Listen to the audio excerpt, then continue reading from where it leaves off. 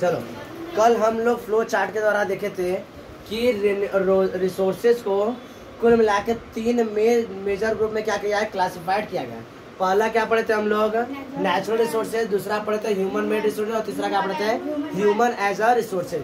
तो पहले समझते हैं नेचुरल रिसोर्सेज क्या होते हैं। देखो, ऐसे सभी रिसोर्सेज जो हमें कहाँ से मिलते हैं, नेचर द्वारा प्राप्त, किसके द्वारा प्राप्त होते हैं, नेचर द्वारा प्राप्त होते हैं, और इनमें बहुत ज्यादा लोग मॉडिफिकेशन नहीं करते। वैसे तो सभी रिसोर्सेज कहाँ से मिलते हैं, हम लोग को नेचर से मिलते हैं। लेकिन मान लो अगर उस नेचुरल रिसोर्सेज से हम लोग लिए हैं, नेचर द्वारा ऑब्टेन रिसोर्सेज को हम लोग ऑब्टेन किए, नेचर द्वारा रिसोर्स को ऑब्टेन किए, और उसमें हम बहुत ज्यादा क्या कर रहे हैं, उसमें मॉडिफिकेशन कर रहे हैं। क्या कर रहे हैं, मॉडिफिकेशन। तो मॉडिफिकेशन करने के बाद वो नेचुरल रिसोर्सेज नहीं रह जाएगा, वो ह्यूमन मेड रिसोर्सेज हो जाएगा। बात समझ रहा है। तो क्या बताओगे, the resources which we are obtain from nature, यानी ऐसे रिसोर्सेज जो हम लोग कहाँ से मिलते हैं, नेचर से मिलते हैं, और उसमें बहुत ज्यादा मॉडिफिकेशन ना करते हुए उसको हम लोग वैसे ही क्या करते हैं, यूज कर रहे हैं। क्या कर रहे हैं, यूज कर रहे हैं। ऐसे रिसोर्सेज क्या बोलते हैं हम लोग, नेचुरल रिसोर्स बोलते हैं। क्या बोलते हैं, नेचुरल रिसोर्सेज। तो क्या बताओगे, the resources which are obtain from nature and are used without much modification are called natural resources. For example, the air we breathe, यानी जो हम लोग सांस में जो एयर यूज करते हैं उसमें नेचर द्वारा मिलता है, उसमें कोई मॉडिफिकेशन हम लोग नहीं करते, डायरेक्टली क्या कर रहे हैं, ऑब्जर्व कर जा रहे हैं। तो एयर क्या है, तुम्हारा नेचुरल रिसोर्स है। इसके अलावा क्या है, वाटर, जो हम लोग नदियों से तालाबों में जो वाटर मिलता है उसमें विदाउट मॉडिफिकेशन, जैसे अब ऐसा मत करना फिल्टर से हम लोग छान के पी रहे हैं, उसमें बहुत ज्यादा मॉडिफिकेशन है कि उसको डायरेक्टली हम क्या कर रहे हैं, यूज कर रहे हैं। तो अभी क्या करेगा तुम्हारा नेचुरल रिसोर्स। द सनलाइट, सन की लाइट को हम लोग क्या करते हैं, यूज बहुत ज्यादा उसमें मॉडिफिकेशन करते ही नहीं है, सनलाइट डायरेक्ट यूज कर रहे हैं, कपड़े सुखा रहे हैं उसके लिए, हम उससे हम लोग और भी कई काम कर रहे हैं, विटामिन डी हम लोग को उससे मिल रहा है। तो बात समझ रहा है। तो क्या बताओगे, all that resources which are obtain from nature and are used by us without much modification are known as the natural resources. For example, air we breathe, the water we use and the sunlight. बात में रहा है, soil भी हो सकता है, mountain भी हो सकते हैं, ये सभी तुम्हारे क्या हो सकते हैं, नेचुरल रिसोर्सेज। किसी को दिक्कत।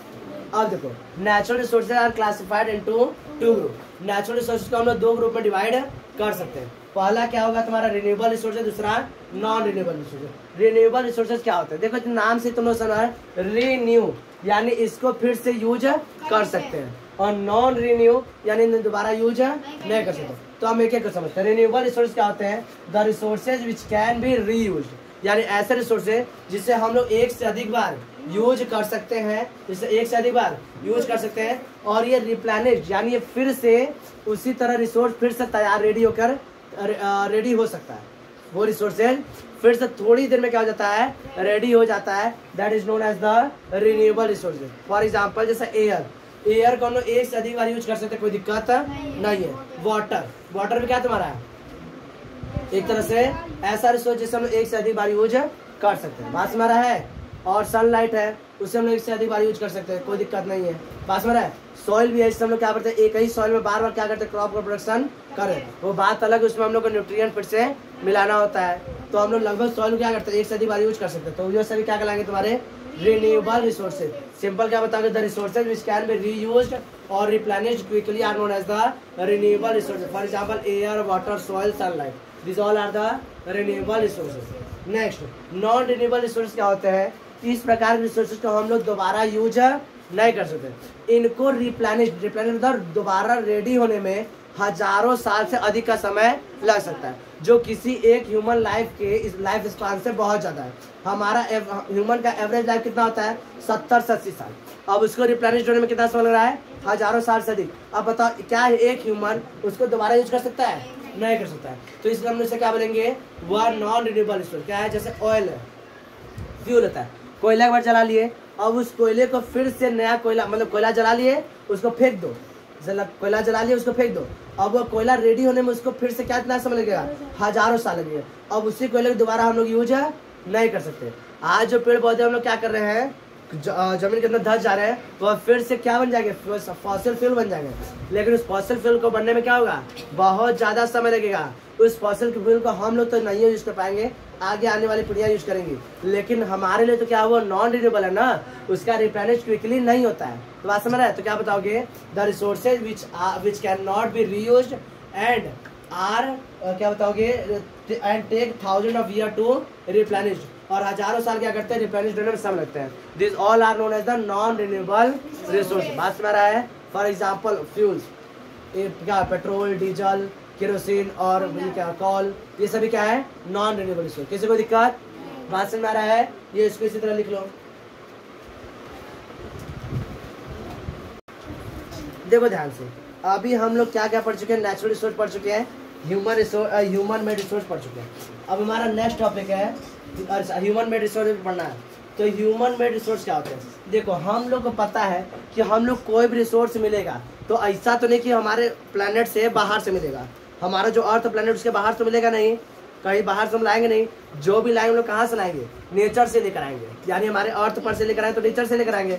लेकिन अगर इस नेचर से ऑब्टेन कोई भी रिसोर्स है उसमें हम लोग कुछ मॉडिफिकेशन कर दिए, क्या कर दिए, मॉडिफिकेशन कर दिए, अपने टेक्नोलॉजी स्किल्स का और नॉलेज का यूज किए और उसको एक यूजेबल सब्सटेंस में कन्वर्ट कर दिए, यानी यूजेबल रिसोर्स में कन्वर्ट कर दिए। बात समझ रहा है। तो ऐसे रिसोर्स तुम्हारे क्या कहलाएंगे, ह्यूमन मेड रिसोर्स कहलाएंगे। क्या कहलाएंगे, ह्यूमन मेड रिसोर्स। एक एग्जाम्पल समझते हैं। जैसे हम लोग को पता है कि हम लोग को जो रेसे यानी फाइबर जो मिलते हैं वह कहाँ से मिलते हैं, प्लांट से मिलते हैं। कहाँ से मिलते हैं, प्लांट से। लेकिन क्या उन फाइबर्स को हम लोग एज अ क्लोथ यूज कर सकते हैं, नहीं कर सकते। तो उन फाइबर्स को पहले क्या करना होगा, ह्यूमंस के टेक्नोलॉजी यानी उनके नॉलेज और स्किल का यूज करने के बाद उसको क्लोथ्स में कन्वर्ट करना। क्लोथ्स में जब कन्वर्ट कर देंगे तब उस समय क्या करेंगे, एज अ क्लोथ्स यूज कर सकते हैं। तो यह कैसा कहलाएगा, तो क्लोथ कैसा कहलाएगा तुम्हारा, ह्यूमन मेड रिसोर्स कहलाएगा। बात समझ रहा है। जैसे हम लोग आज कॉपी लिखते हैं तो हम लोग को पता है कि पेपर कहाँ से मिलता है, प्लांट से मिलता है। लेकिन इसको पहले क्या करेंगे, ह्यूमन अपने टेक्नोलॉजी का और अपने मतलब स्किल का और नॉलेज का यूज करके उसे क्या करता है, पेपर में कन्वर्ट करने में सहायता करता है। तब जाके हम लोग पेपर पर आसानी से लिख पाते। बात समझ रहा है। तो क्या बताओगे कि all that resources which are all that substance which are obtain from nature, यानी वह सभी सब्सटेंस जो कहाँ से मिलते हैं हम लोग को, नेचर से मिलते हैं।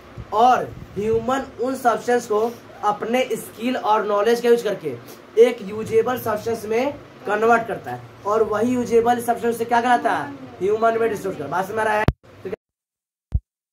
Substance become as a resource only when the human use that technology मतलब skills and knowledge, technology मतलब skill and knowledge, उसका यूज करना, स्किल और नॉलेज का यूज करना, बताया technology, and make it usable. और इसको क्या बनाता है, यूजेबल।